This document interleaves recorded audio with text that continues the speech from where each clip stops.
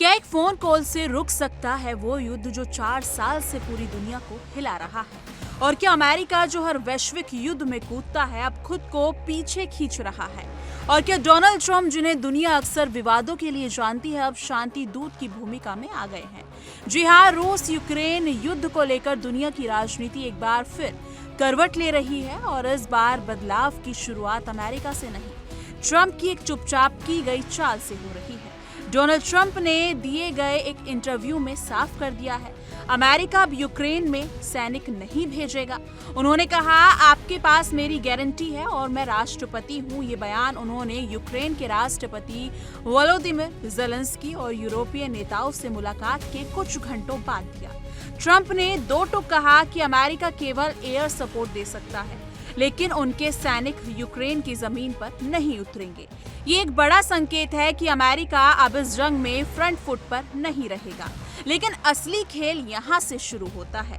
Trump ने Putin को phone किया। यूरोपीय नेताओं से मिलते ही ट्रंप ने रूसी राष्ट्रपति व्लादिमीर पुतिन को कॉल किया और एक सीक्रेट बैठक की तैयारी शुरू कर दी। उन्होंने कहा कि वो एक ऐसी द्विपक्षीय बैठक करवाना चाहते हैं जिसमें शामिल होंगे ज़ेलेंस्की, पुतिन और खुद ट्रंप।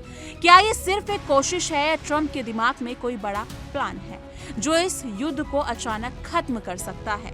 ट्रंप ने कहा कि अब यूरोपीय देश यूक्रेन को सुरक्षा गारंटी देंगे, अमेरिका केवल सहयोग करेगा। उन्होंने साफ किया कि ये किसी नाटो गठबंधन के तहत नहीं होगा।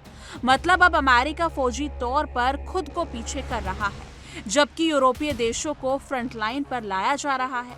सवाल ये उठता है कि अमेरिका अब नंबर 1 लीडर की भूमिका से हट रहा है या फिर ये ट्रंप की रणनीतिक चाल है जिसमें वो पीछे रहकर सब कुछ कंट्रोल करना चाहते हैं।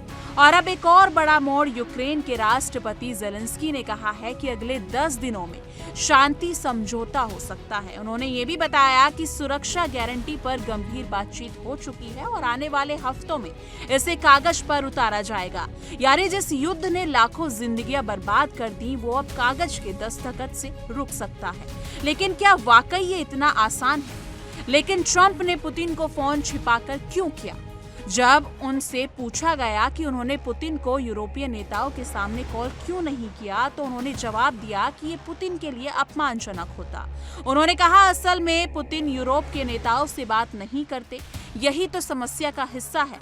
इस जवाब में कूटनीति भी है और चालाकी भी। ट्रंप जानबूझकर खुद को बिचौलिए के रूप में पेश कर रहे हैं जो दोनों पक्षों को जोड़ सकता है। तो क्या अब रूस और यूक्रेन के बीच चल रही खून खराबे की इस कहानी का अंत होने वाला है? क्या ट्रंप की पहल से दुनिया एक बार फिर युद्ध से शांति की तरफ लौटेगी, या फिर ये सब कुछ ट्रंप की चुनावी रणनीति का हिस्सा है? इन सवालों के जवाब अभी भविष्य में छिपे हैं, लेकिन इतना तय है कि राजनीति के इस नए मोड़ ने पूरी दुनिया को चौंका दिया है। इस मुद्दे पर आप क्या सोचते हैं? कमेंट सेक्शन में अपनी राय जरूर साझा कीजिएगा।